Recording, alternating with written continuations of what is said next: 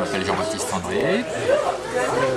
Donc, je suis dessinateur de bande dessinée et j'ai commencé il y a maintenant beaucoup trop longtemps avec l'album Mange-Cœur, qui est donc sorti en 93 mais chez Van West aussi. Et puis après j'ai fait plusieurs autres histoires, enfin je ne vais pas rentrer dans le détail parce que ça serait un peu long. Et donc là la série sur laquelle je travaille actuellement c'est Azimut, dont le 3e tome vient de sortir. Et Azimut, c'est né de la rencontre, de ma rencontre avec Wilfried Dupano, qui s'est faite presque par hasard par internet et on a commencé à échanger et puis l'idée est venue de collaborer sur un projet. Et Wilfried n'avait pas d'histoire préécrite à me proposer, donc il m'a demandé ce que je voulais faire. Là-dessus, je lui ai envoyé un dossier avec toutes mes envies, autant graphiquement que des références à des films, à des romans, et en fait on a trouvé, j'ai un peu apporté un univers dans lequel il a retrouvé plein de choses que lui aimait aussi, notamment la littérature anglaise, par exemple Lewis Carroll, Jonathan Swift, des choses comme ça. Une littérature un petit peu souvent classée jeunesse, même si à mon avis elle ne l'est pas, mais souvent avec un côté absurde, un côté qui ne se prend pas au sérieux, et aussi un côté qui peut dénoncer, mais sous des... avec un, comment dire, sous une trame enrobée de plein d'autres choses, quoi. Et donc voilà, c'est comme ça qu'a démarré Azimut. Là, graphiquement, je pense qu'au départ, j'ai amené mon univers, c'est-à-dire avec toutes mes envies. Là, c'est clairement des univers imaginaires parce que vraiment, je me sens à l'aise là-dedans. J'aime bien inventer, c'est vrai que ça ne m'intéresse pas de travailler sur une documentation, de redessiner des choses qui existent réellement. Moi, j'aime bien inventer. Limite, c'est plus facile pour moi d'inventer que de rechercher la documentation pour redessiner un truc précisément.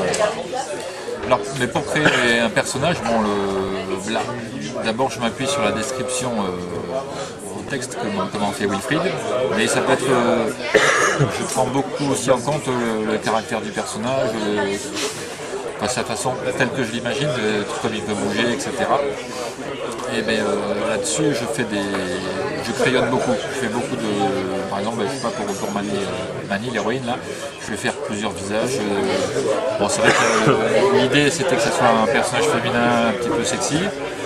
Bon, mais je voulais pas non plus tomber trop dans le cliché pin-up sexy, même si on n'en est pas loin. Voilà, c'est difficile à dire, ouais, j'en ai fait plein, il y en a une qui m'a accroché plus qu'une autre, etc. Et puis tout de suite, je propose à Wilfried, et puis lui il me dit ses envies, son avis, et voilà, petit à petit le personnage se construit comme ça.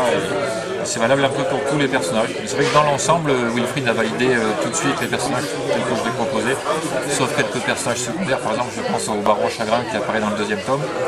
J'étais parti sur un personnage très vampire, un peu cliché, et lui il n'était pas trop d'accord avec ça, donc voilà, à partir de là j'ai fait d'autres recherches, etc. Alors si j'étais raisonnable, il me faudrait, je pense que je pourrais réaliser un album en un an, si je travaillais vraiment régulièrement et sérieusement. Mais dans les faits, je me rends compte qu'il faut 16 mois pour faire un album. Je suis sur le prochain tome et j'ai déjà une date pour la remise des travaux, qui est en fin mai 2017. Alors, je lis très peu de bandes dessinées en fait. Plus ça va, plus je me rends compte que je suis presque plus attiré par les artbooks. Et les bandes dessinées, pas beaucoup. J'ai quelques auteurs que j'adore, que j'admire et que je suis, mais je ne suis pas très à l'affût des nouveautés et je suis un petit peu perdu dans tout ce qui sort maintenant. C'est Carlos Nine, qui est un dessinateur argentin. Je suis admiratif de tout ce qu'il fait pour plein de raisons, notamment, surtout je crois, pour sa liberté graphique.